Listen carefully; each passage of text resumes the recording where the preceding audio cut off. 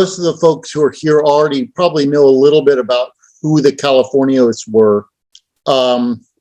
Californios were, basically we can think of them just like an ethnic group because they were really kind of distinct from other Mexicans and other Mexican Americans and considered themselves unique, considered themselves distinct from other Mexicans and Mexican Americans. Californio was just kind of a blanket term for Spanish-speaking natives of California. Now,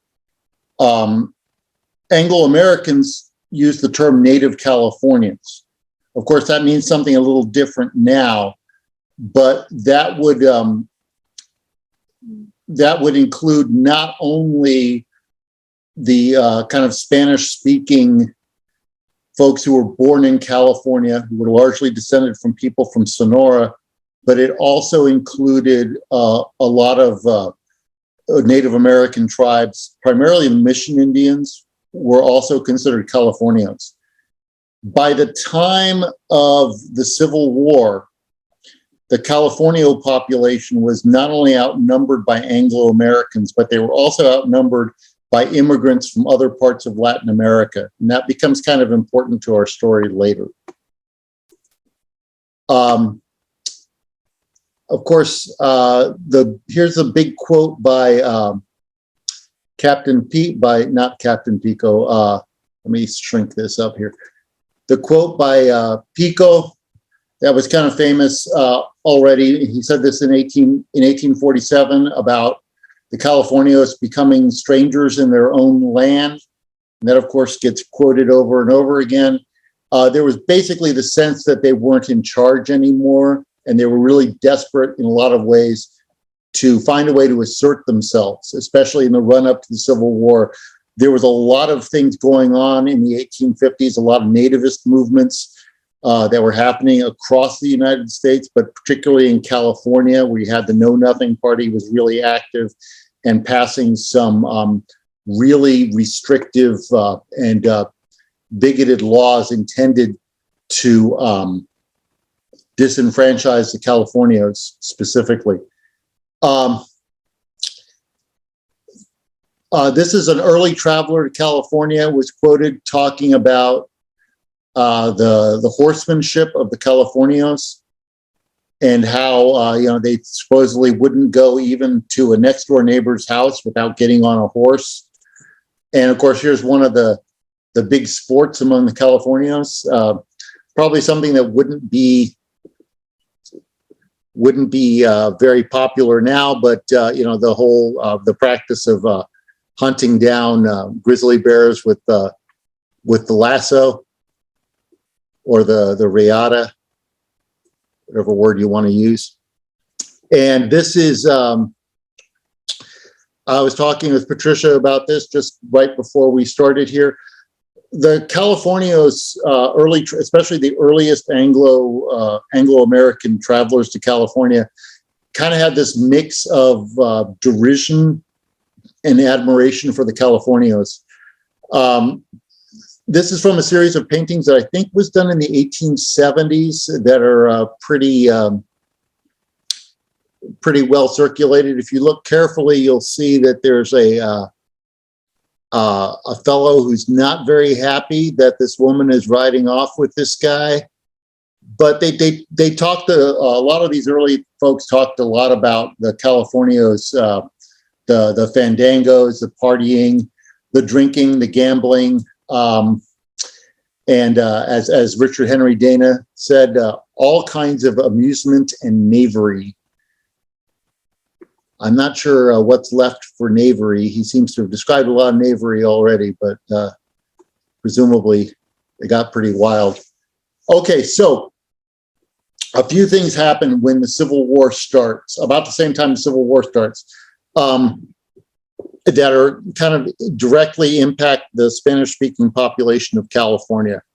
The big one being that the French kind of take the opportunity of the United States being distracted by the Civil War to intervene in another civil war that's happening in Mexico.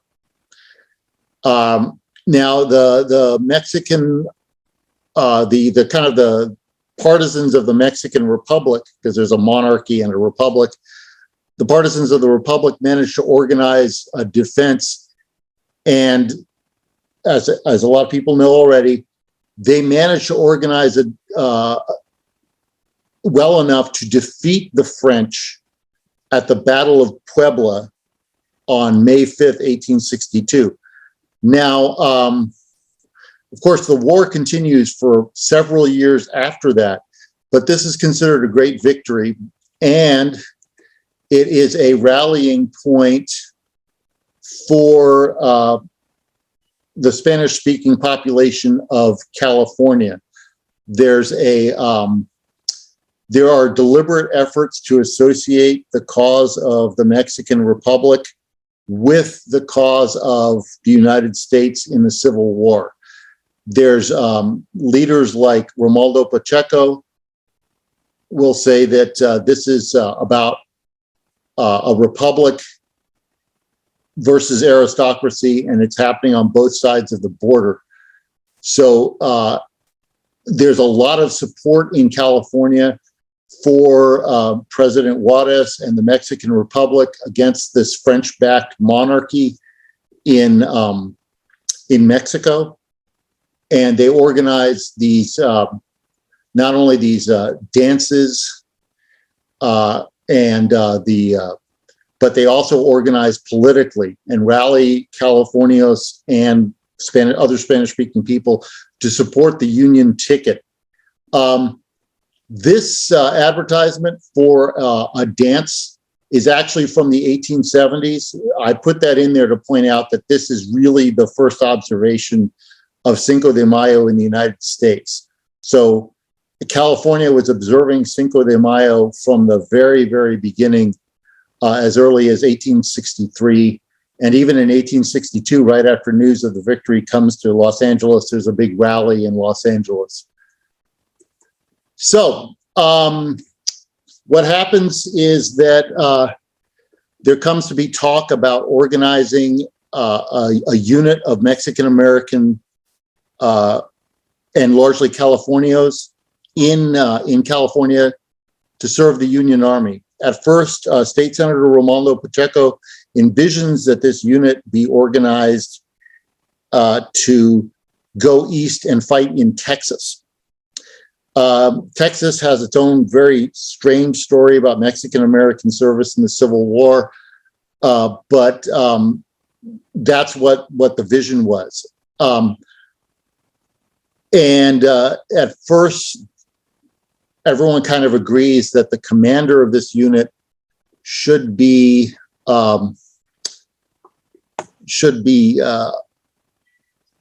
Andres Pico, but Andres Pico was already in his 50s at this point, was not in good health. I'll talk a little bit in just a moment about why they selected Andres Pico specifically, why they talked about him being leadership. But what eventually happened by early 1864, when it was obvious that Pico could not serve, the person who came forward was Salvador Vallejo, who I know that you're all familiar with. Vallejo is a very strange choice because, unlike his brother Mariano, Salvador Vallejo never really warmed up to the United States. He felt very mistreated by the United States, very mistreated by Americans. However, he does have his own reasons for serving in the Union Army. One of those things that I think might have been a motivation is that his nephew, and his nephew is on my right, I guess your right as well, is Platon Vallejo. He's the one with the awesome beard. Platon was Mariano's son, and he was serving in the Union Army as a medical officer, because he had been studying medicine back east when the war broke out. So I think that notion of his nephew serving might have been an inspiration. Another thing that might have been an inspiration was simply that he was bored. He was 49 years old. He had been a presidial officer under Mexico. And he just may have decided this was just a one last chance to serve as a soldier. I think, as I said, most of you are probably familiar with Salvador Vallejo. He had very active service under Mexico. There were reports that, you know, as a soldier and as an officer, as a presidial commander, he'd been involved in a lot of campaigns against the natives in California, and it was said that he had broken nearly every bone in his body during his service on horseback. So he might not have been in the best of health by the time he served in the Native Cavalry. So Vallejo has an interesting quote that kind of encapsulates why a lot of Californios decided to serve or decided to support the Union, and some of them decided to actively serve.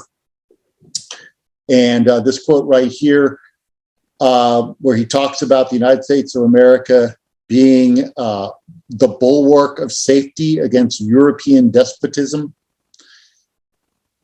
And of course, you know, they saw complete evidence for that, because while the United States was distracted by the Civil War, France is coming in, intervening, basically trying to take over Mexico. There's other places in Latin America where the European powers kind of use the Civil War as an excuse to kind of assert themselves. So that's what he later said was his motivation in becoming an officer. This photo is really interesting because it's actually three people who are associated with the Native Cavalry. I don't think that's why the picture was posed, but it is three people who were associated with Native Cavalry. On the left is one of the De La Guerras, who was a member of the De La Guerra family, who was Lieutenant Governor of California when Civil War started. His nephew was an officer in Native Cavalry, and we'll talk about him in a bit. Salvador Vallejo is in the middle, and on the right is Andres Pico, who, of course, was the first one considered for command of the new battalion. Okay, so at some point, someone said that these soldiers should carry lances. That's not really strange, because in the 19th century, really up until the 1920s, nearly every European power had a unit of lancers. Lances were still being used effectively on the battlefield. They just weren't very much in fashion in the United States, but they were in Mexico. And during the war between the United States and Mexico, Mexican cavalrymen were using them really effectively, and a lot of American soldiers and officers were really impressed by the skill that Mexican soldiers, and particularly Californio soldiers, had with lances. And even in the 1850s, whenever there was civil strife, people like Andres Pico and other kind of prominent Californios would organize militias of lancers to pursue bandits. There, you know, at one point, Joaquin Murrieta is being pursued by Pico with a company of lancers and that sort of thing. So there was a tradition that people were kind of invoking. And of course, the biggest incident was the Battle of San Pascual, which is in the kind of the backcountry beyond kind of inland from San Diego. And that's where basically the American army was humiliated by a bunch of Californios with lances. The battle was a draw, but people were really impressed with the lances. Someone's in chat. Oh, heck. Kate was just saying that the Historical Society has several etchings of Lancers. Oh, yeah. And Yeah, there are some, there's a lot, are there these contemporary ones, like from that era? Kate, do you know what period they're actually from?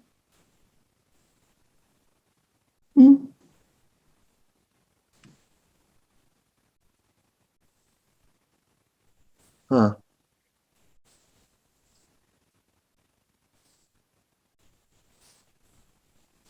Well, let me show you because the lances that they were using were kind of special. Let's see.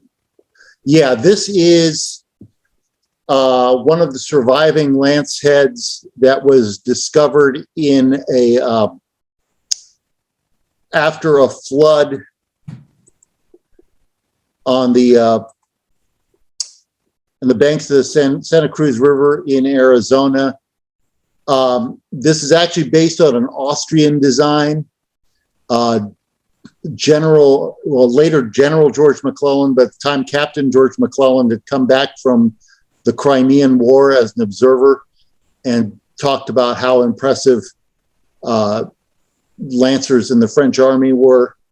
And they used this design. So you can see it's kind of an elaborate, the design of the head is somewhat elaborate and it kind of meant for actually fencing with a lance in battle.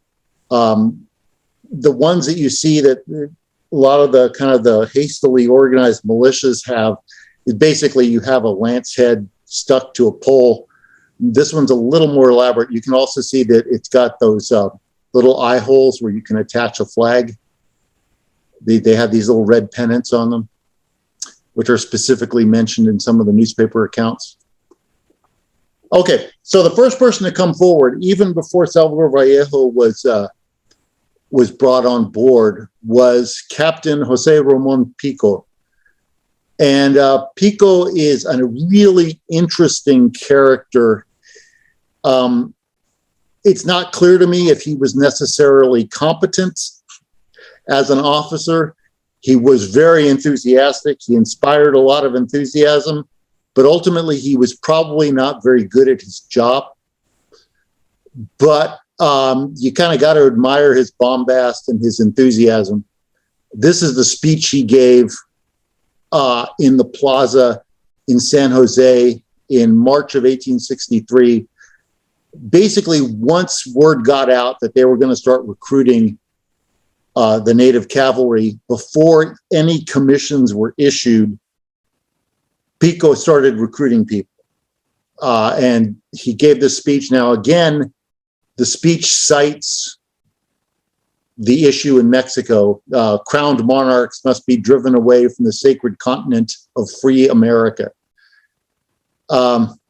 Now, one interesting thing about this photo, and if I was doing this in front of an audience, I'd like to say, hey, does anybody notice anything interesting about this photo?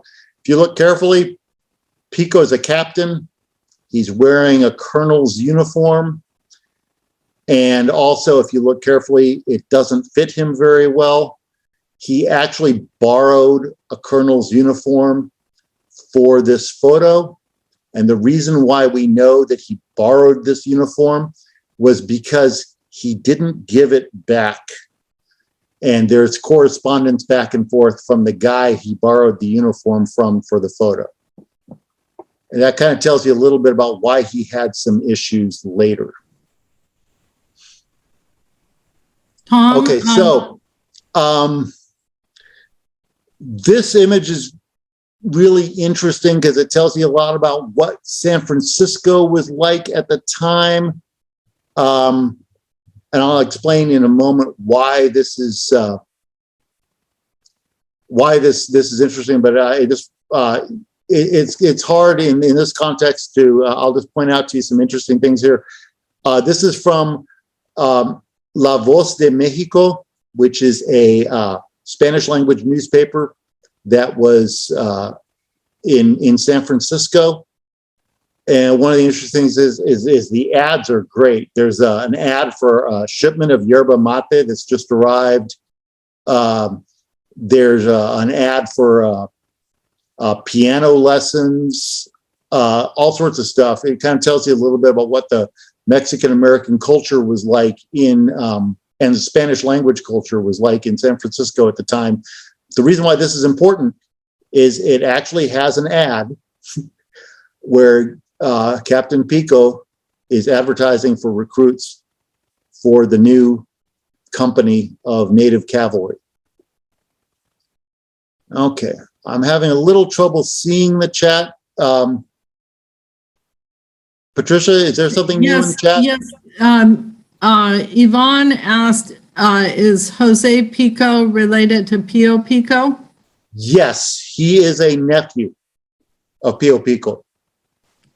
And as a matter of fact, his another uncle, Andres Pico, was the commander of the Californio militia that fought the United States at the Battle of San Pascual. And Jose Ramon Pico was actually, I think he was 15 years old at the time, and he was at the battle and later claimed to have been wounded there. It's not clear if that actually happened. So yeah, it's the same family. It's the one that has the streets named after him and stuff. So yeah, that's one reason why Pico was able to get a commission, was because he was a member of that family. Okay, so Pico, it takes Pico a while to recruit the company. There are some problems he has, which we'll talk about a little bit later. But Company A is recruited in San Jose, and they are sent to the Presidio. The Presidio of San Francisco. That's an image of the Presidio of San Francisco, probably about a year or two after the company is recruited. And he wasn't recruiting entirely from the Californio population. He also had a number of Mexicans, Mexican immigrants, Chileans, Yaqui Indians, because of course there were a lot of Yaquis in California at the time because they'd come to work in mining, and a number of Germans and even English-speaking Americans. Now, one of the things I think is interesting about this newspaper quote is they distinguish between Mexicans and Sonorans. I assume they're trying to draw a distinction between the folks from the frontier and the folks from more central parts of Mexico. Nearly all the Mexicans who serve in Native Cavalry, Mexican immigrants who serve in Native Cavalry, are from Sonora. At the time, there's a connection between Sonora and California that really kind of goes back to the 18th century. Okay, this one I included this a woman from Napa named Patricia Howe has shared a lot of stuff with me about this individual who was named Crisanto Soto, who was her ancestor and was lieutenant in Company A. He was also kind of a veteran of the Mexican Army, had fought the United States. I like this picture. For the main reason why I like this picture is that it shows him in an American uniform. There is a lot of some of the things that people have written about the Native Cavalry. They seem to think that the Native Cavalry officers and the Native Cavalry soldiers wore traditional Mexican outfits. They definitely did not. Soto is interesting because there's a number of letters where he has absolutely nothing nice to say about Captain Pico. He calls him crazy, and they do not have a good relationship. But he seems to, for the most part, keep that to himself, but does intervene on behalf of some soldiers who have issues with Pico later.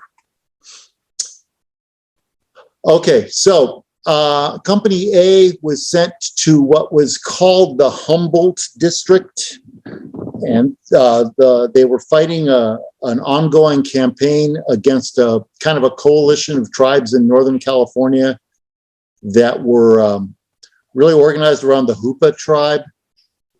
I'm pretty sure that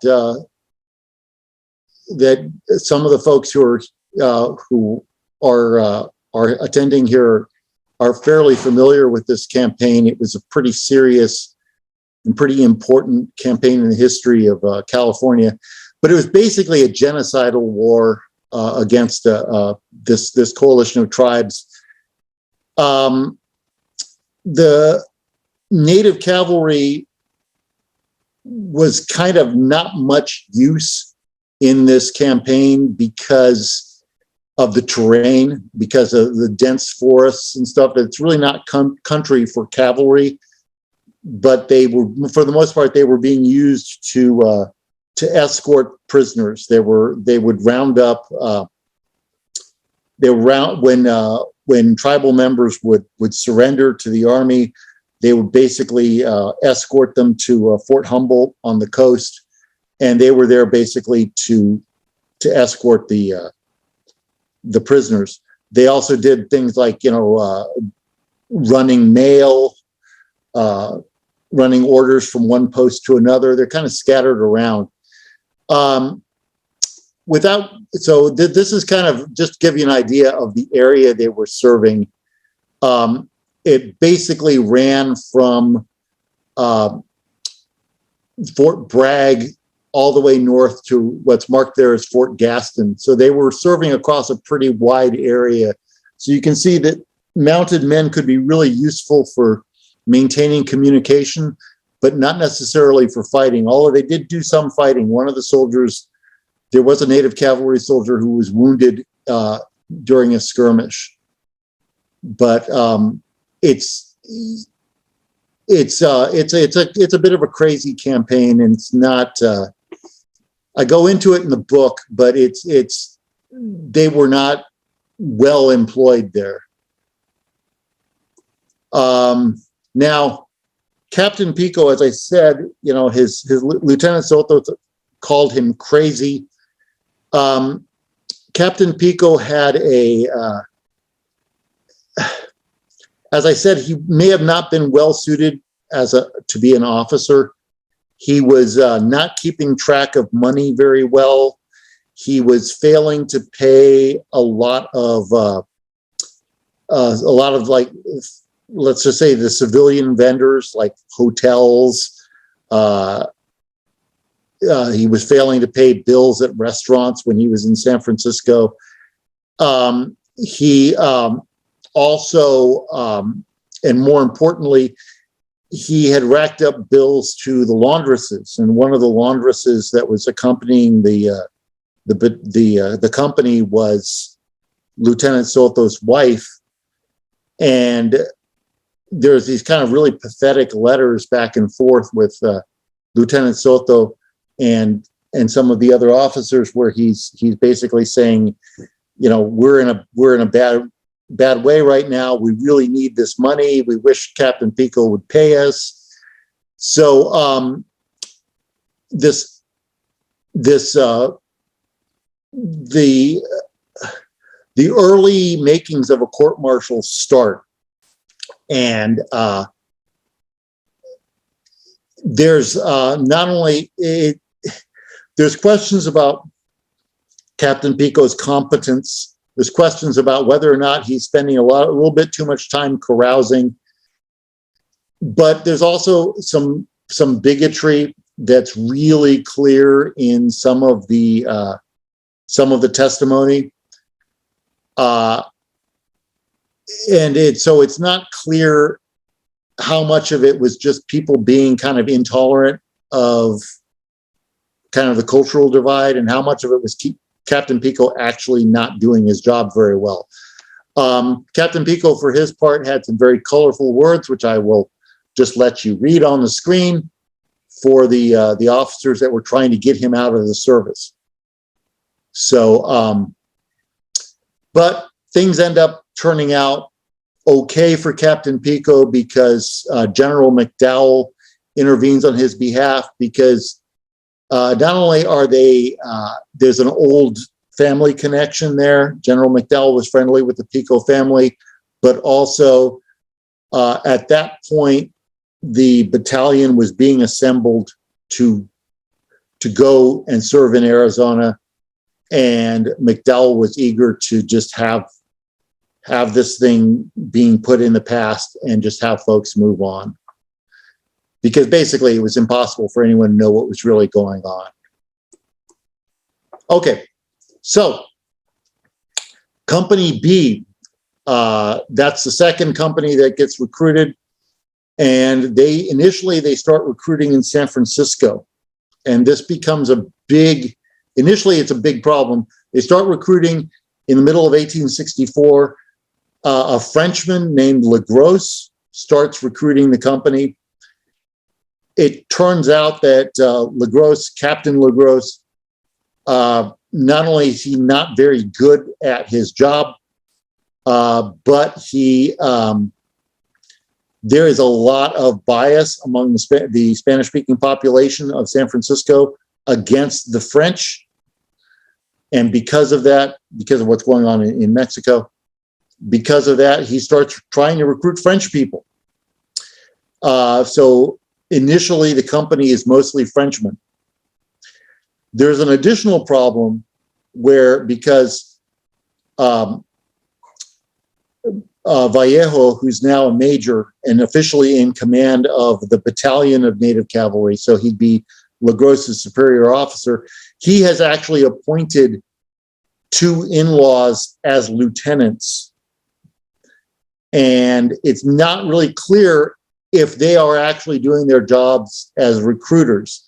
He's sent one guy, Bale, who's an in-law. He sends Captain Bale to Napa with money to recruit soldiers. And nobody ever hears from Captain Bale. There's another lieutenant, it was Lieutenant Bale at the time. He's captain later. He's got another lieutenant named Sobreanes, another in-law. He sends, and then a lieutenant named Fitch. So he's got these lieutenants who are supposed to be in Napa and other places in Northern California recruiting soldiers, but no one ever accounts for the money.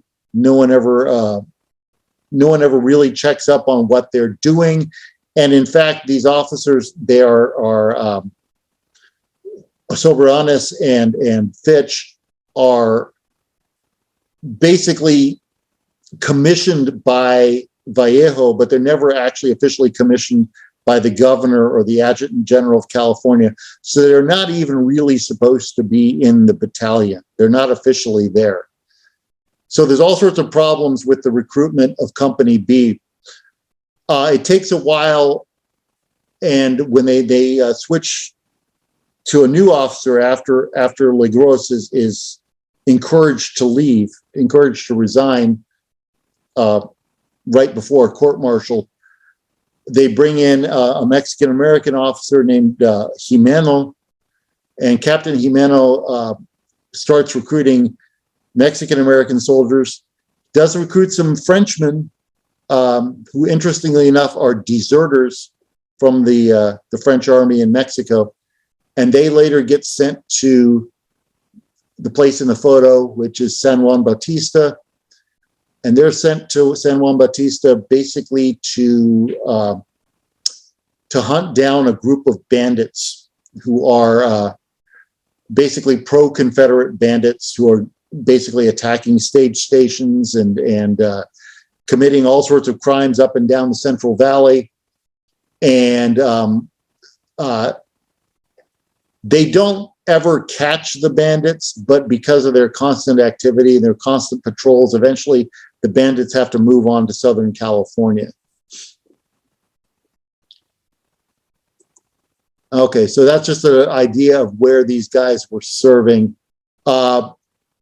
Basically, where it says Camp Low, that's San Juan Bautista.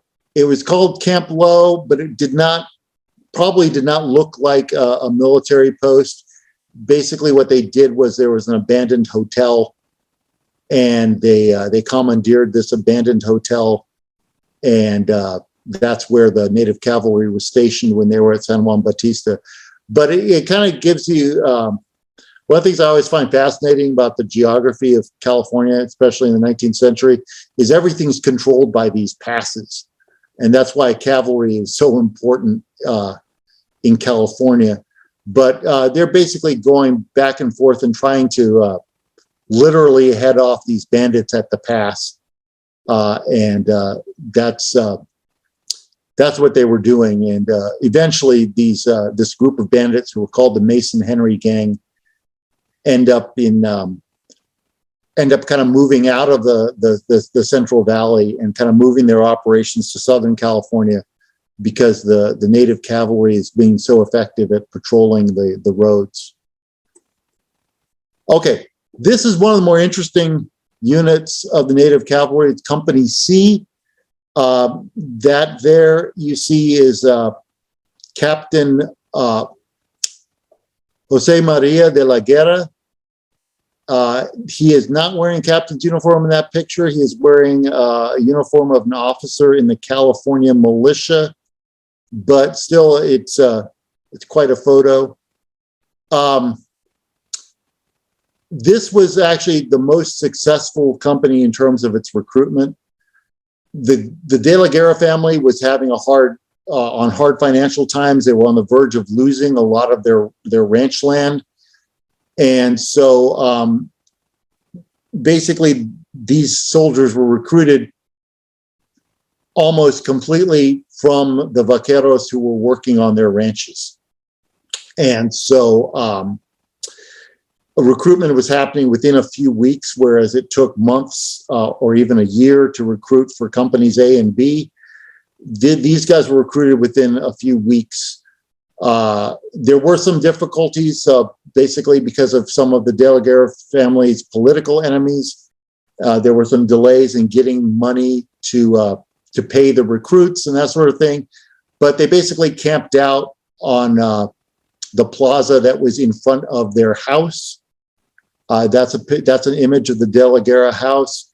If you're familiar with Santa Barbara, State Street kind of runs right in front of the house, right between the house and that tree. So that's that company had probably the best morale of any company in the Native Cavalry because a lot of them were already related. The sergeants were basically cousins of the De la Guerra family, and a lot of the soldiers were related, were family members. So you didn't have a lot of the same misbehavior that you see in some of the other companies. Okay, the last company I was recruited was Company D, which came out of Los Angeles. That's a J. Ross Brown image of Los Angeles. So this is, I love this from the Alta California newspaper. It kind of tells you a little bit. This was probably the most ill-behaved of the companies. They were constantly brawling.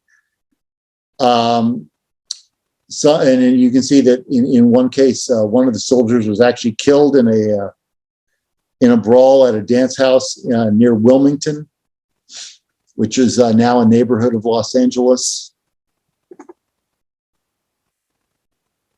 All right. Okay, so this is an image of Drum Barracks in Los Angeles, which is where the Native Cavalry eventually was posted. And that's Porfirio Jimeno. At that point, he was an officer in Company C, and he was later captain of Company B. But basically, in Spanish, a letter home, he complains that the place is full of flies and dust. Yeah, the high tide line actually went really up to the very borders of the military reservation. So the place was often wet. Okay, so that's a map of just giving you an idea of what Southern California looked like. And one of the things they were in charge of, and we'll get to that Company D was, they had one, Company C and D eventually both ended up at Drum Barracks. One of the things they were in charge of doing was going back and forth to Fort Mojave on the Colorado River, patrolling that road. Eventually, they were stationed at a place called Camp Katy, which is basically dead in the middle of the Mojave Desert.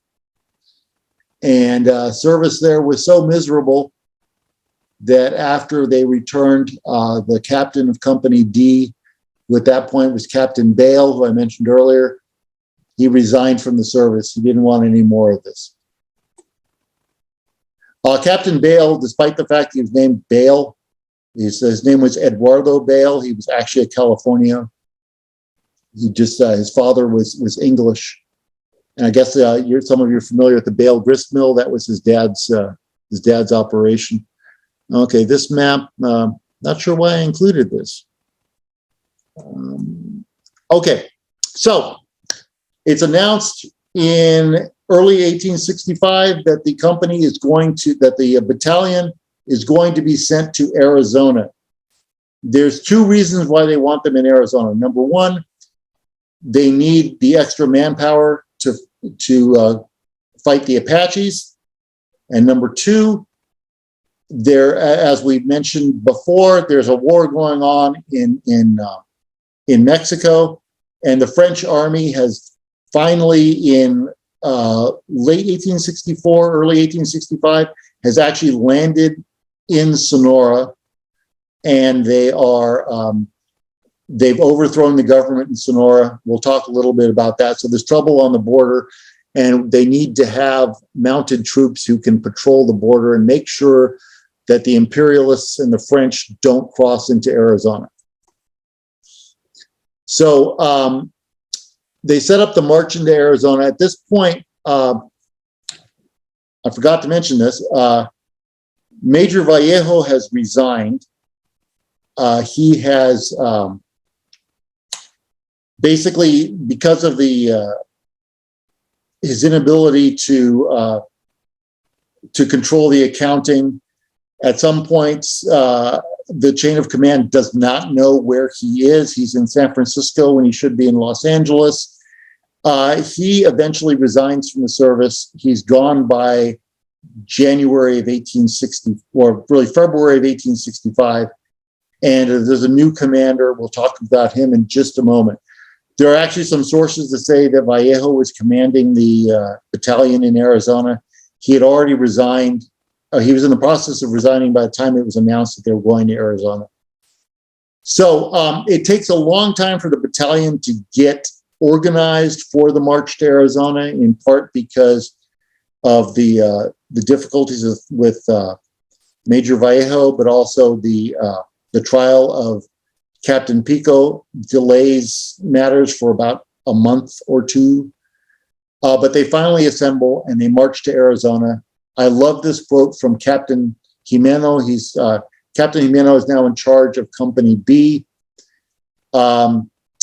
This is when they're crossing the Mojave and the Sonoran Desert to get to Arizona. And he writes this from Fort Yuma, which is not a pleasant place to be.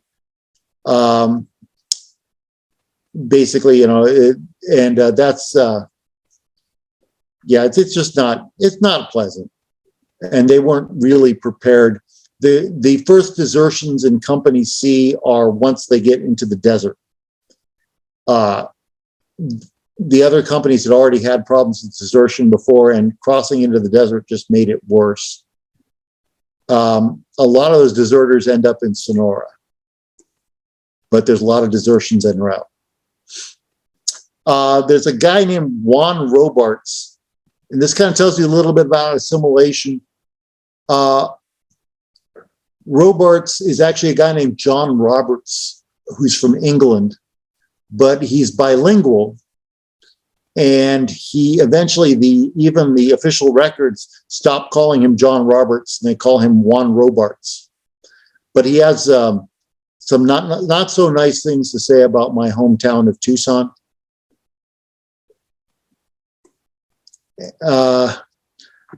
Where they end up serving is a place called Calabasas, which is at a interesting crossroads of the major route into Sonora, the major two routes into Sonora.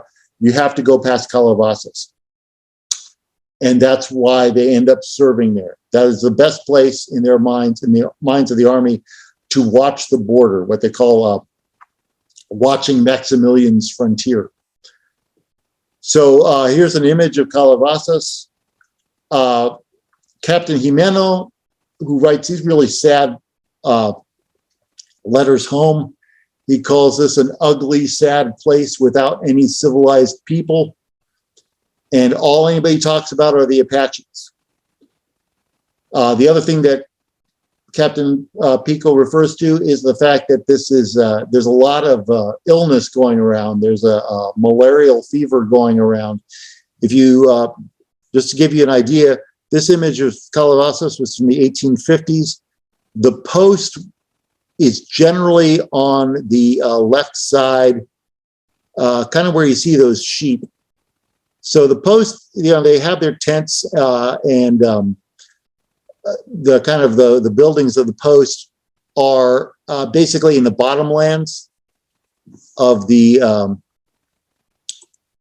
bottomlands of the Santa Cruz River there. So it's not a pleasant place, and a lot of soldiers actually die of this malarial fever during the time they're in Arizona. There's actually some soldiers from Sonora and Arizona that are posted there at the same time. They don't suffer as much because this malarial fever that was going around was something that was endemic. It would happen like during the rainy season every year. So a lot of people from Arizona and Sonora were already immune to it. Californios were not. Okay, so there's the plan of Fort Mason. I had to draw that myself.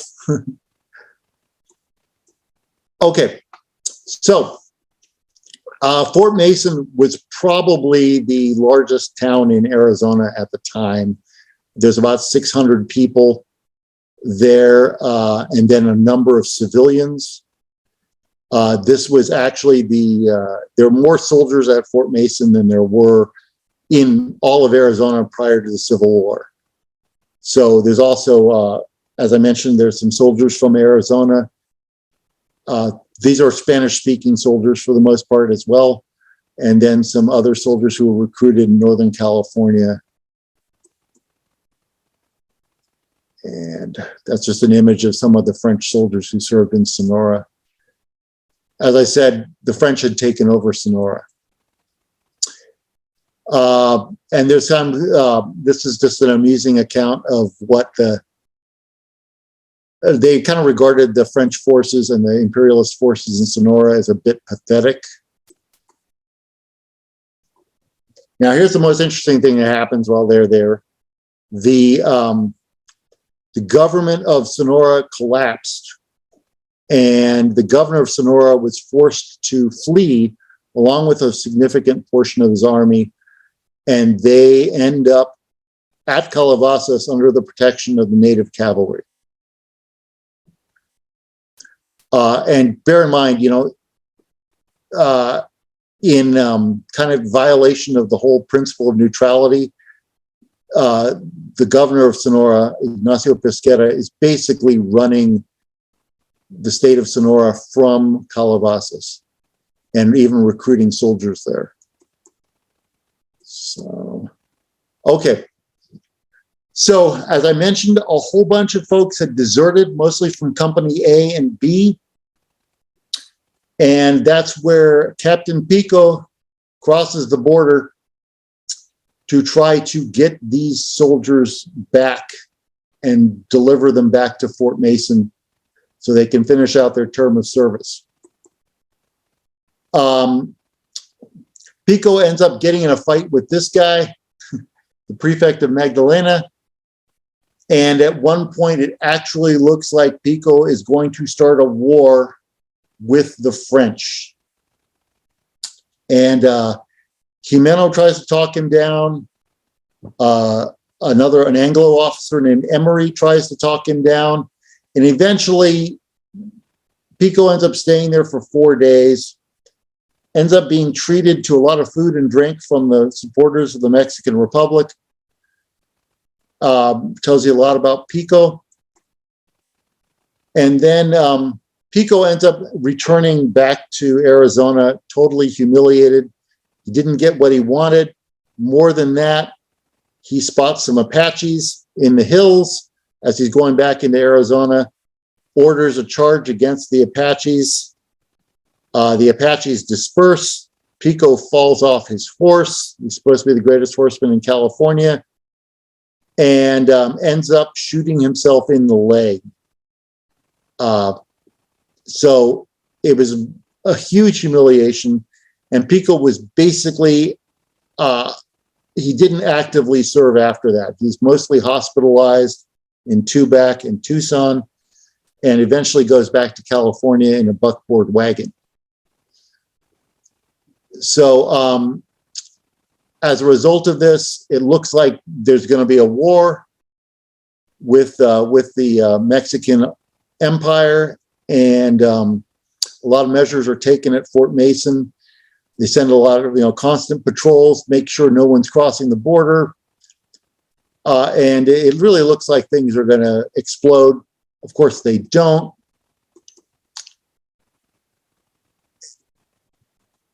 And this is just an account. I think it's great that there's all this slang, like one of the soldiers is named Cholo, apparently. I couldn't figure out which soldier was called Cholo. All right. Now, Major Cremini comes, is the new commander.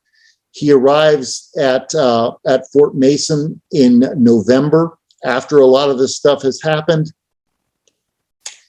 And he issues these orders almost immediately, and it kind of tells you how rowdy these Native Cavalry soldiers are. I don't know what specifically prompted them to make these orders, but the fact that there are specific orders against firing their pistols, or orders that tell them exactly how they're supposed to be riding their horses around the post, kind of tells you that there was a lot of carousing and a lot of racing of horses and unauthorized things that they wanted to keep a lid on. So it tells you a little bit about kind of the nature of these soldiers in the Native Cavalry. As I said, they were really leery about a possible invasion. A fellow named Refugio Tenori actually crossed the border with a force of 350 men, attacked a ranch at a place called San Rafael. And then the Native Cavalry rode in pursuit, and they didn't catch Colonel Tannery, but they did, and you can see where it happened over here. They didn't catch Colonel Tannery, but they did chase him all the way to a place called Imuris. And at Imuris, his force kind of disappeared. So they did manage to disperse this attack that occurred. Eventually, by the end of the year, the Native Cavalry was sent to fight the Apaches. The Native Cavalry soldiers didn't have a lot of respect for the Apaches because they had heard so much about how mighty and these Apaches were. But the only Apaches they had seen were folks who had just kind of come into the fort and in small parties and kind of skulked around and taken horses or cattle. They didn't appreciate how potent the Apaches were as warriors because they hadn't personally witnessed it. But they were finally sent into the mountains to the east to fight the Apaches. But Major Cremini was against the idea. He thought the native cavalry should be kept around Fort Mason and just continue to patrol around Fort Mason. He didn't think they could do well in a sustained campaign. And they were sent to the Chiricahua Mountains and points south. They went all the way to Sonora. Basically, the Apaches would kind of taunt the native cavalry, just kind of remaining just within sight of them and never really engaging the native cavalry soldiers who were pursuing them. It was in the dead of winter. It was snowing most of the time. A number of the soldiers got sick. And this is from a pension document that it's reported that some of these folks came back to California and were never the same because they were on the march in the cold. Yes, it does get cold in Arizona, contrary to popular belief. And that's just a little idea of where they were going. Down there in the corner, in the right corner of the map, there's two places, Fronteras and Cuquirachi. That's about as far south as they went in pursuit of the Apaches before losing their trail. And then they circled back to Fort Mason. They were in the field for about a month. So when you read the firsthand accounts of Arizona, their service in Arizona, it's pretty clear they were miserable the whole time. Not only were they getting sick during the rainy season, but as I said, it was snowing. It was the wettest. It was one of the wettest one of the wettest winters in Arizona history that they were in Arizona. Certainly not the weather they were used to in California. But years later, Porfirio Jimeno, at this point, he had actually joined the Army of the Mexican Republic, and he's in Mexico City writing back to his uncle, his family in Santa Barbara, and is talking about their good times in Arizona and Sonora. And of course, the times were not good at all in Arizona and Sonora, but he seemed to remember them fondly at that point. Okay, that is done.